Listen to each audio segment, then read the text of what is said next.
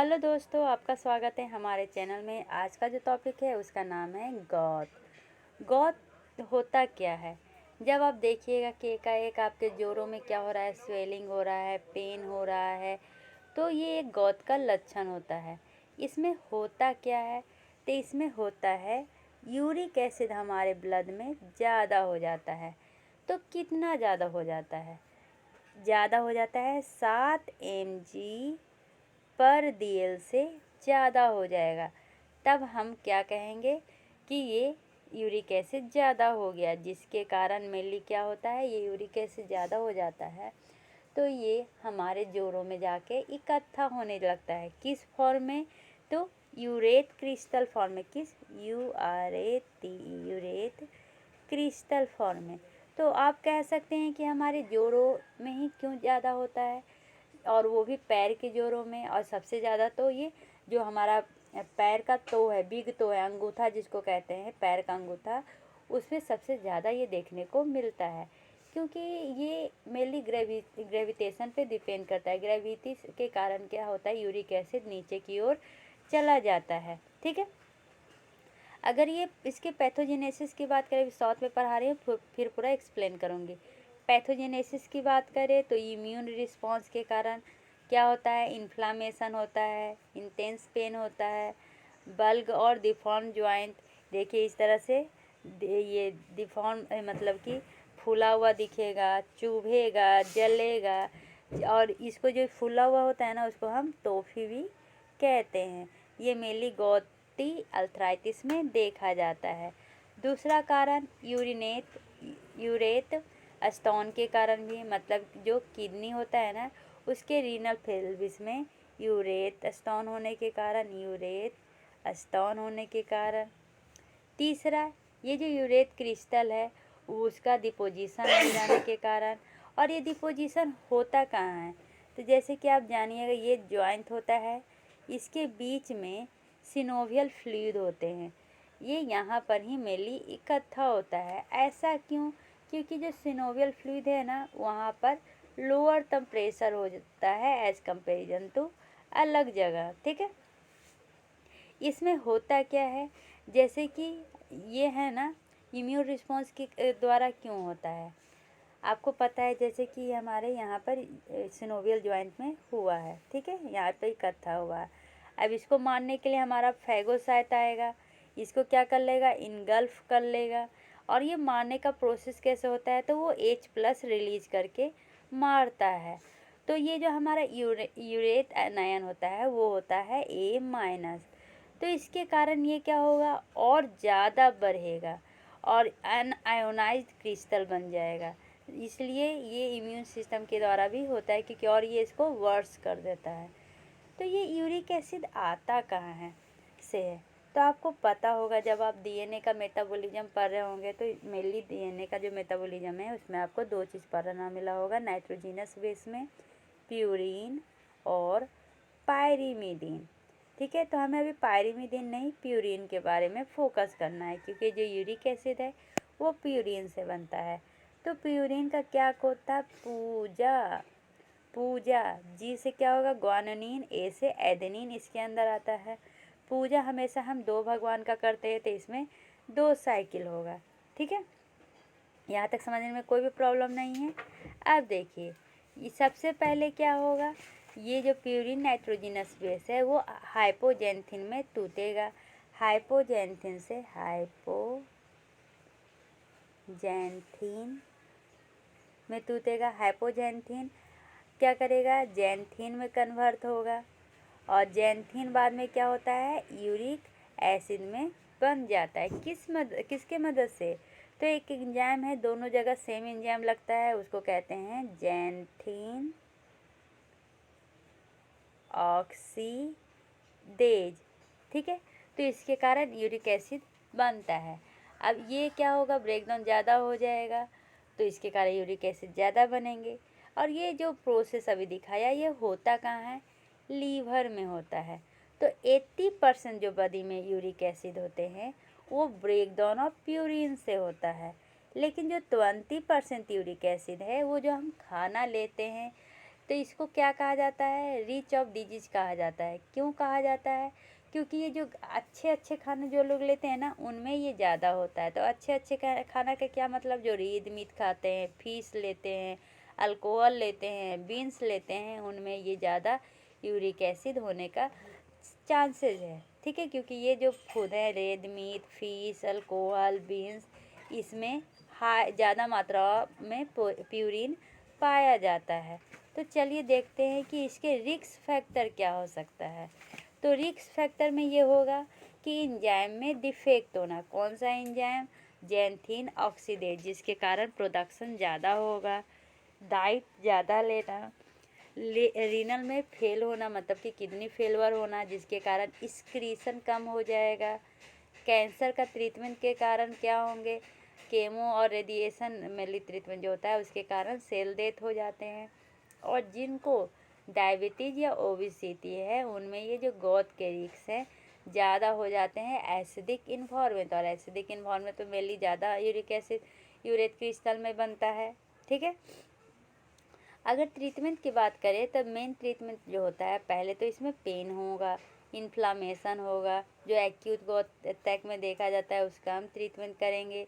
दूसरा, जो uric acid का कंसंट्रेशन बढ़ जाता है उसको लोअर करेंगे। ठीक, चलिए इसका पैथोजेनेसिस एक बार और बता देती हूँ, क्योंकि पैथोजेनेसिस बहुत ज़रूरी है। जैसा कि आपको पता है, डीएनए और आरएनए में नाइट्रोजिनस बेस होता है, प्यूरिन और पायरिमिडीन, लेकिन ये मेनली प्यूरिन के कारण होता है। प्यूरिन का जब हम क्या करेंगे, फर्दर रिएक्शन करेंगे तो ये बन जाएगा हाइपोजेंथीन। ठीक है, हाइपोजेंथीन ये जेंथीन ऑक्सीडेज की मदद से बन जाता है जेंथीन। फिर सेम एंजाइम जेंथीन ऑक्सीडेज की मदद से ये बन जाता है यूरिक एसिड। अब ये यूरिक एसिड ज़्यादा हो रहा है तो हमारे इम्यून सिस्टम को पता चला, लाइजोसोम गया, यूरिक एसिड को के क्रिस्टल को क्या किया, इनगल्फ कर गया। उसके बाद उसको मारने का ट्राई किया हाइड्रोलाइटिक एंजाइम से। ठीक है, मेनली जो फैगोसाइट होता है वो न्यूट्रोफिल के द्वारा होता है। अब ये क्या करेगा, वहाँ पर एसिडिक इन्वायरमेंट लाएगा हाइड्रोलाइटिक एंजाइम्स के कारण। तो इसके कारण जो ग्रोथ है यूरेट क्रिस्टल का वो और ज़्यादा हो जाता है। तो फैगोसाइट का रैप्चर हो जाएगा, डेथ हो जाएगा, और इसके कारण ही एक्यूट इन्फ्लामेशन देखने को मिलते हैं। तो यहाँ पे दो जो ड्रग है वो बहुत ज़्यादा इम्पॉर्टेंट हैं। जैसे कि हम यूरिक एसिड के प्रोडक्शन को ही रोक दें तो जेंथीन ऑक्सीडेज है, इस एंजाइम को क्या करेंगे, रोकेंगे। तो ये किसके द्वारा रोका जाता है, एलोप्यूरिनॉल, इसलिए इसको फर्स्ट लाइन ऑफ डिफेंस भी कहा जाता है। ठीक है, और बहुत ही स्टार्टिंग है तो फिर एनसिड। फिर दूसरा, जो हाइड्रोलाइटिक एंजाइम मतलब जो इंगल्फ करता है, उसके बाद हाइड्रोलाइटिक एंजाइम जो के कारण डिग्रेडेशन होता है, उसको कौन रोकता है, तो कोलकीकाइन। ठीक है, जिससे कि उसके डेवलपमेंट में जो एसिडिक मीडियम मिलेगा वो उसको रोक देता है। ठीक है, तो इसमें है ना कि इसको हम डिवाइड किए हैं कि कौन सा सेफ़ है, कौन सा गुड है, कौन सा वार्निंग है, कौन सा डेंजर है यूरिक एसिड का। तो अगर यूरिक एसिड 5 और 5 से कम रहेगा कोई भी प्रॉब्लम नहीं है, डायग्नोसिस सेफ़ है। ठीक है, हम बता रहे हैं mg/dl में। ठीक है, अगर माइक्रोमोल पर लीटर में आएगा तो 300 और 300 से कम, लेकिन हम बता रहे हैं mg/dl में, याद रखिएगा। 5 से 6 रहेगा तो सही है, कोई प्रॉब्लम नहीं है, लेकिन 6 से 7 होने लगेगा तो वार्निंग साइन स्टार्ट होने लगेगा। ठीक है, और अगर 7 के ऊपर पहुंच गया मतलब कि यूरिक एसिड का लेवल बहुत ज़्यादा बढ़ गया। ठीक है, माइक्रोमोल में भी बता देती हूँ, 300 और 300 से कम रहा तो सेफ़ है, 300 से 350 रहा चलो कोई नहीं, 350 से 400 हो गया वार्निंग साइन है, लेकिन अगर 400 से ज़्यादा हो गया तो डेंजर साइन है। ठीक है, कुछ ड्रग्स होते हैं जिसके कारण ये गौत आपको देखने को मिलता है, क्या मतलब कि ज़्यादा दिन तक वो ड्रग ले रहे हैं जिसके कारण क्या हो रहा है, यूरिक एसिड का लेवल बढ़ रहा है। तो वो कौन सा है, तो वो है, इसका निमोनिक्स बताती हूँ, कैंडल कैप, ठीक है। सी से क्या होगा, तो कैंडल कैप सी से होता है क्लोरथैलीडोन। ए से होता है एस्पिरिन। ये सब लेने से क्या होता है, मेनली गौत होते हैं, ठीक है। Nicotinic acid. चौथा डी डाययूरेटिक। पाँचवा एल लीवोडोपा। छठा ईथैम्बुटॉल, ठीक है। क्या कैंडल हो गया, अब कैप। कैप सी से साइक्लोस्पोरिन।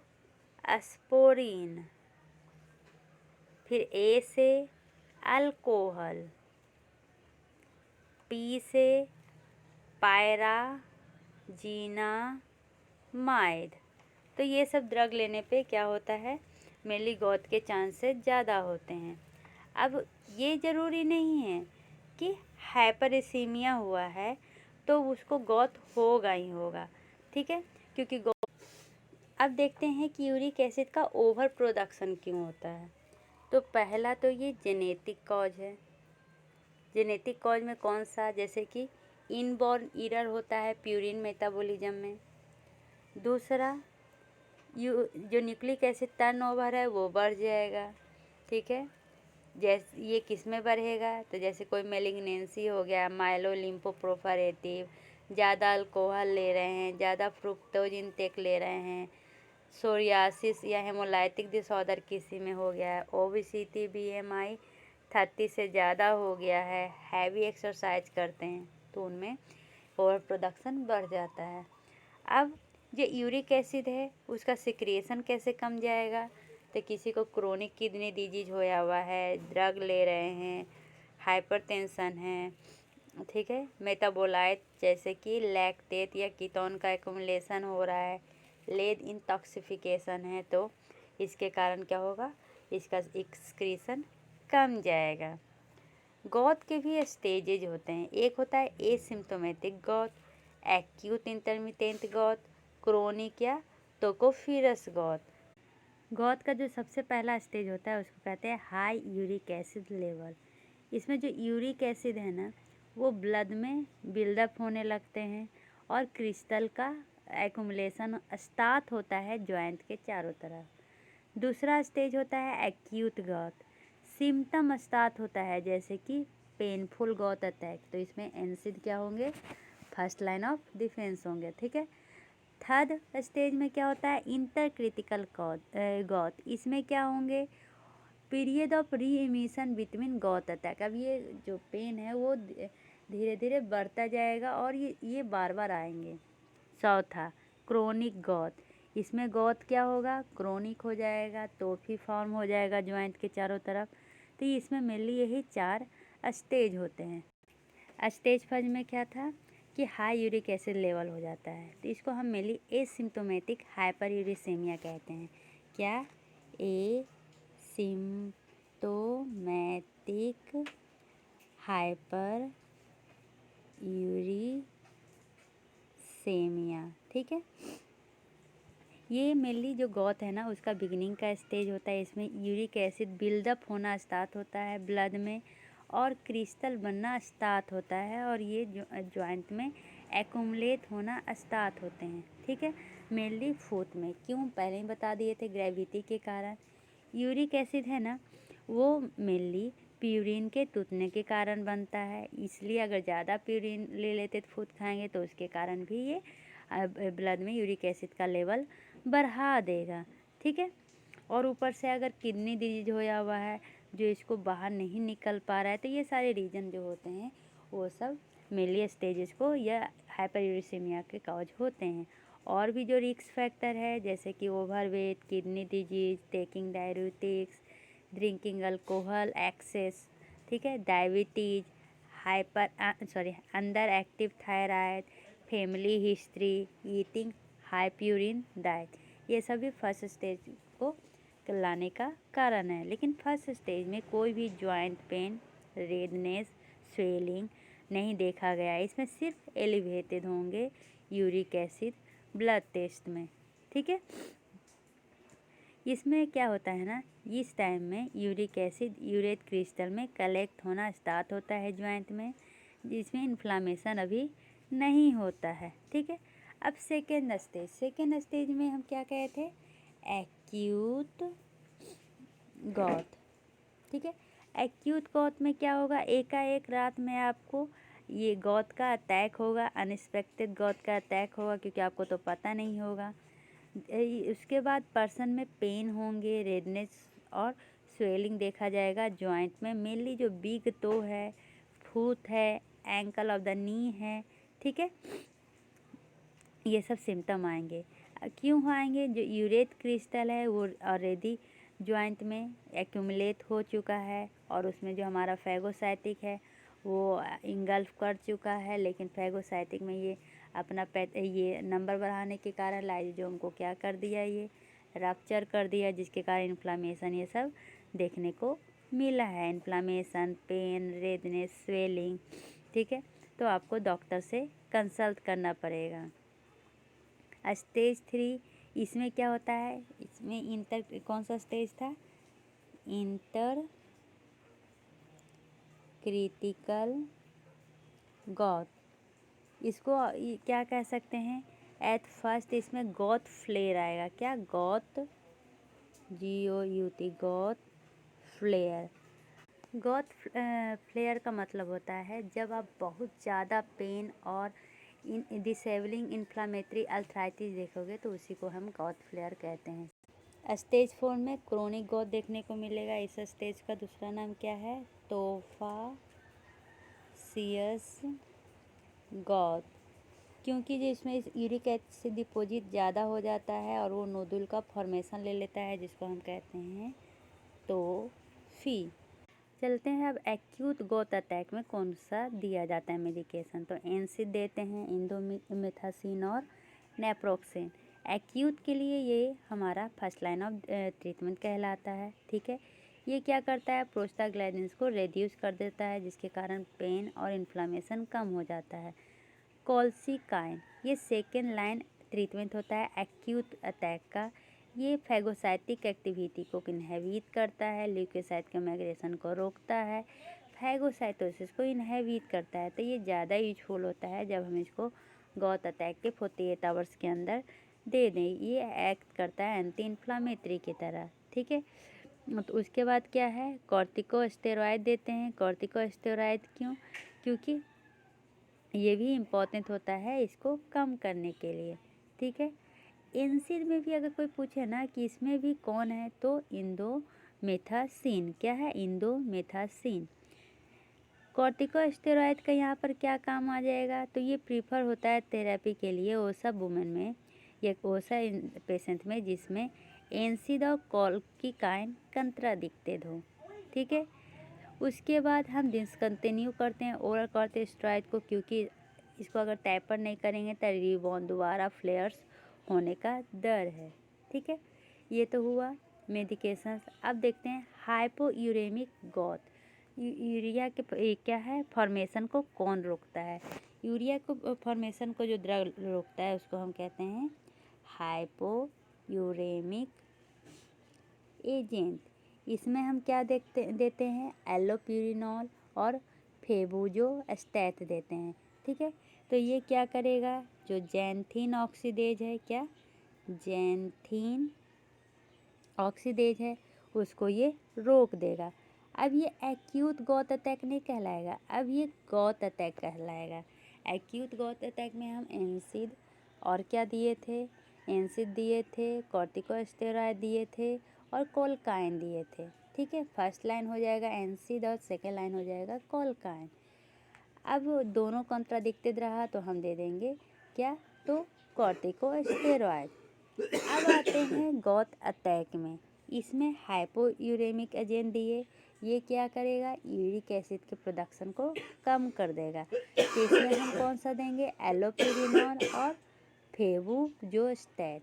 ये प्रिवेंट करता है फॉर्मिक एसिड के फॉर्मेशन को रोकने के लिए, यूरिक एसिड के फॉर्मेशन को रोकने के लिए। कैसे, तो जैंथीन ऑक्सीडेज जो इसका एंजाइम है उसको ये इनहेबिट कर देगा। ठीक है। अब अगला जो ये ड्रग है जो गौत अटैक में दिया जाता है वो है यूरिकोसूरिक एजेंट। अब इसमें दो है, कौन सा, तो प्रोविनीसिड और दूसरा है सल्फीन पायराजोन। अब ये दोनों क्या करता है, जैसे कि मान लीजिए किडनी के नेफ्रॉन में हमारा यूरेट है, ये क्या होगा, मान लीजिए किसी कारण बस एक्सक्रीशन नहीं हो रहा है और ये चला जाएगा ट्रांसपोर्टर के थ्रू ब्लड वेसल में। तो ये जो प्रोविनीसिड है वो क्या कर देता है, यहाँ पर ये जो ट्रांसपोर्टर है इसी को इनहेबिट कर देता है, जिसके कारण ये उधर ना जाके एक्सक्रीशन में जा सके। ठीक है। तो इसका काम है ये इनहिबिट करता है यूरेट को रीअब्जॉर्प्शन से। ठीक है। कैसे, तो ये कंपीट कर जाता है यूरेट ट्रांसपोर्टर के साथ। यहाँ तक समझने में कोई प्रॉब्लम नहीं है। ठीक है। चलिए अब इसको पूरा डिटेल में पढ़ते हैं।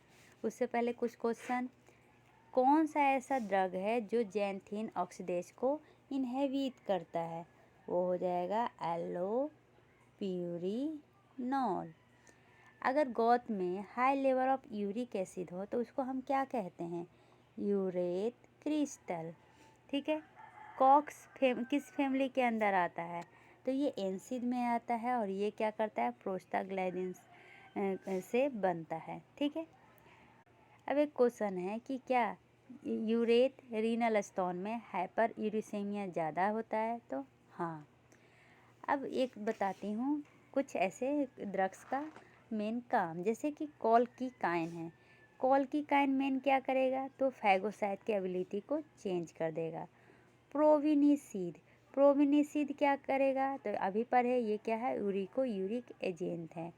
एलोपिरिनोल ये क्या करता है, ये हाइपोयूरिसेमिक एजेंट है। इंडोमिथासिन ये एक्यूट गौत अटैक में यूज होता है। ठीक है। यहाँ तक समझने में कोई प्रॉब्लम नहीं है। चलिए अब गौत पढ़ते हैं। गौत को अगर सबसे पहले कोई पूछे कि ये क्या है, तो ये एक मेटाबॉलिक डिसऑर्डर है। ठीक है। कौन सा डिसऑर्डर, मेटाबॉलिक डिसऑर्डर। इसमें क्या होता है, यूरिक एसिड का कंसंट्रेशन बढ़ जाता है ब्लड में। ठीक है। ये डिपॉजिट कैसे होता है, तो सोडियम यूरेट के फॉर्म में। कहाँ डिपॉजिट होता है, जॉइंट्स में। यहाँ तक समझने में कोई भी प्रॉब्लम नहीं है। ठीक है। अब ये जो है ना गौत, वो इसको हम इन्फ्लामेटरी अल्थराइटिस भी कहते हैं, जिसमें क्या होता है, यूरिक एसिड का लेवल हाई हो जाता है। ये जो एसिड है ये डिपॉजिट होकर नीडल लाइक क्रिस्टल बनाता है जॉइंट में, जिसके कारण sudden severe episode of pain, tenderness, redness, warmth and swelling देखा जाता है। ठीक है। गौत ये यूरिक एसिड क्या है, एक सब्सटेंस है जो मेनली प्यूरिन के ब्रेकडाउन से बना है। तो ये सब तो मैंने पहले ही बता दिया है अच्छे से। ठीक है। अब देखिए, अगर इसको कहेंगे कि ये जो मेटाबॉलिक डिजीज है ये क्या दोबारा आ सकता है, तो हाँ आ सकता है। ठीक है। ये हमारे कार्डियोवैस्कुलर के आउटकम को भी एडवर्स कर सकता है। अब थोड़ा क्लासिफिकेशन और उसका मैकेनिज्म ऑफ एक्शन देखते हैं एंटी गौत ड्रग का। सबसे पहले दो तरह का गौत होता है, एक्यूट और क्रोनिक। एक्यूट में हम कौन कौन सा देते हैं, तो एक्यूट का जो मेन कॉज होता है वो है chronic alcohol, purine rich diet, kidney disease.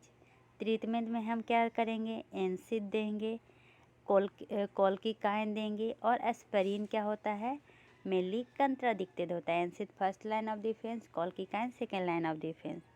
ठीक है। क्रोनिक में दो कारण होता है, तीन कारण होता है। पहला कारण कौन सा, जेनेटिक डिफेक्ट।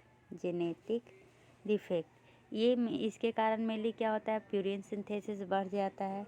दूसरा क्या है, लेस नैहान सिंड्रोम। इसमें क्या होता है, इसमें भी मेनली यूरिक एसिड का बढ़ जाता है प्रोडक्शन, और excessive production of uric acid. Treatment कैसे करेंगे, तो ट्रीटमेंट एक तो करेंगे क्या से, तो यूरिक एसिड सिंथेसिस इनहिबिटर, जो पहले ऑलरेडी पढ़ा दिए हैं, कौन सा है वो, एलोप्यूरिनोल और फीवोजोस्टैट। दूसरा यूरिकोस्यूरिक एजेंट जिसमें प्रोविनिसिड, सल्फिन, पैराजीन ये सब आता है। ठीक है, सबसे पहले एंटी इन्फ्लामेटरी एजेंट का देख लेते हैं मैकेनिज्म, इफेक्ट और उसका टॉक्सिसिटी। एनसीड प्रोस्टाग्लैंडिन्स के फॉर्मेशन को रिड्यूस करता है, तो इसके कारण क्या होता है, जो जॉइंट में इन्फ्लामेटरी मेडिएटर है उनका सिंथेसिस कम हो जाएगा। अगर ये ज़्यादा लेंगे तो क्या हो सकता है, रीनल डैमेज हो सकता है, इंडोमेथासिन के कारण बोन मैरो डिप्रेशन हो सकता है। कोल्कीकाइन की जब बात करें तो ये इनहेबिट करता है माइक्रोट्यूब्यूल्स असेंबली को, रिड्यूस करता है ल्यूकोसाइट के माइग्रेशन को, फाइकोसाइट को, और रिड्यूस करता है ल्यूकोट्राइन B4 के प्रोडक्शन को। तो ये कैसे करता है, तो सबसे पहले ये बाइंड कर देता है ट्यूबुलिन से, जिसके कारण पोलीमराइजेशन हो जाता है। डीपोलराइजेशन के कारण सेलुलर का जो ट्रांसपोर्ट है वो डिस्टर्ब हो जाता है, जिसके कारण ग्रेनुलोसाइट का मोबिलिटी कम हो जाएगा, माइग्रेशन कम हो जाएगा। ठीक है, दूसरा ये सेल डिवीज़न को भी ब्लॉक करता है। तीसरा ये सिंथेसिस ऑफ ल्यूकोट्राइन को भी इनहेबिट करता है। ठीक है, ये मेनली एक्यूट अटैक में दिया जाता है। इसके कारण जीआई डिस्टर्बेंस जैसे डायरिया, इसके और क्या हो सकता है, लीवर और किडनी डैमेज हो सकता है, इसलिए डोज एडजस्ट किया जाता है। ग्लूकोकॉर्टिकॉइड्स अगर दोनों इनहेबिटेड है तो मेनली दिया जाता है। इसके कारण बिहेवियल चेंजेज और ग्लूकोज कंट्रोल इम्पेयर हो सकता है। ठीक है, अब आते हैं हम यूरिकोस्यूरिक एजेंट में कौन सा आता है, प्रोविनिसिड और सल्फिनाजोन। ये वीक एसिड होता है जो कम्पीट करता है यूरिक एसिड से, और किस लिए, तो रीअब्जॉर्प्शन को होने से रोकता है। ठीक है, ये इनहेबिट करता है सेक्रिएशन ऑफ अदर वीक एसिड। ठीक है, और इसका यूज कहाँ होता है, तो क्रोनिक गॉट में। ये प्रेसिपिटेट कर सकता है एक्यूट अटैक, और ये एलर्जेनिक होता है, किसी किसी में एलर्जी किसके कारण होते हैं। ठीक है, अगला एलोपिरिनॉल और ये फुवोजोस्टैट, ये जैंथीन ऑक्सीडेज इनहिबिटर है। ये जो एलोपिरिनॉल है ये प्यूरिन एनालॉग से बना है, ये कम्पीट करता है किसको, तो जैंथीन ऑक्सीडेज से, मतलब ये ऑक्सीजनेशन स्टेप को रोकता है। ठीक है, जो फ्यूवोस्टैट है ये ज़्यादा सेलेक्टिव होता है देन एलोपिरिनॉल। क्यों, क्योंकि ये क्या करता है, न्यू जैंथीन ऑक्सीडेज है, मतलब कि ये नया ड्रग है जो मेनली जैंथीन ऑक्सीडेज को रिड्यूस करता है। ठीक है, तो इसके abnormalities mainly GI upset, rash, peripheral neuritis, vascular rightist, bone marrow dysfunction देखा जाता है। और ये फेबुजोस्टैट है, इसके कारण लीवर डिस्फंक्शन, हेडेक और GI अपसेट देखा जाएगा। तो मेन इसमें जो होता है वो GI अपसेट होता है। ठीक है, पिक्चर में जाके आपको दो टर्म मिलेगा, एक है गॉथ, दूसरा है स्यूडोगॉथ। अब ये दोनों के बारे में तो आपको समझना पड़ेगा क्योंकि सेम नाम है।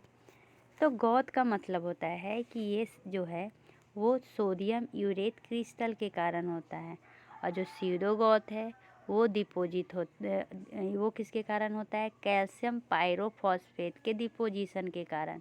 किसके, कैल्शियम पायरोफॉस्फेट, जस्ट अपोजिट है। जो गॉथ है वो अफेक्ट करता है knee, ankle, wrist, hand, elbow, toe.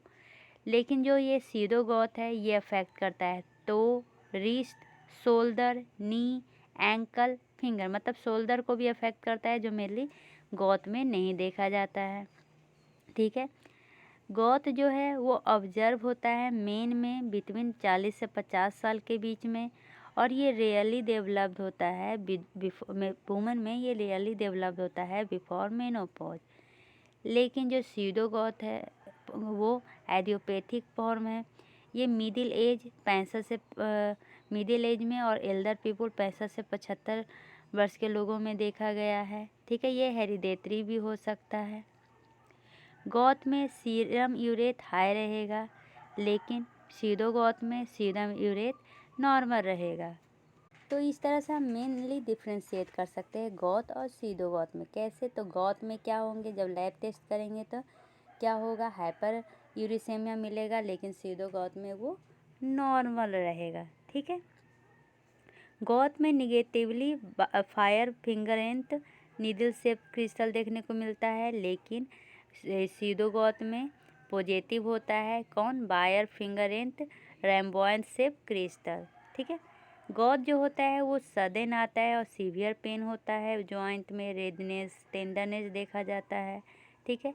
लेकिन सीधो गौत में मॉडरेट जॉइंट पेन होगा, स्वेलिंग जॉइंट होगा और वार्मिंग टच होगा, और ये पर्पल और रेड स्किन होता है, और क्या होगा? जॉइंट में फूल जाएगा। लेकिन इसमें क्या होता है? लंप, स्टिफनेस और स्वेलिंग देखेंगे। ठीक है। जो गौत है वो स्टार्ट होता है बिग टो से, लेकिन जो सीधो गौत है वो स्टार्ट होता है नी से। ठीक है। गौत जो है उसका जो रेडियोलॉजिकल फीचर करेंगे तो सॉफ्ट टिश्यू में स्वेलिंग दिखेगा। ठीक है। अगर इसका रेडियोलॉजिकल फीचर करेंगे तो उसमें कॉन्ड्रोकैल्किनोसिस कैल्सिफिकेशन देखेंगे। ठीक है।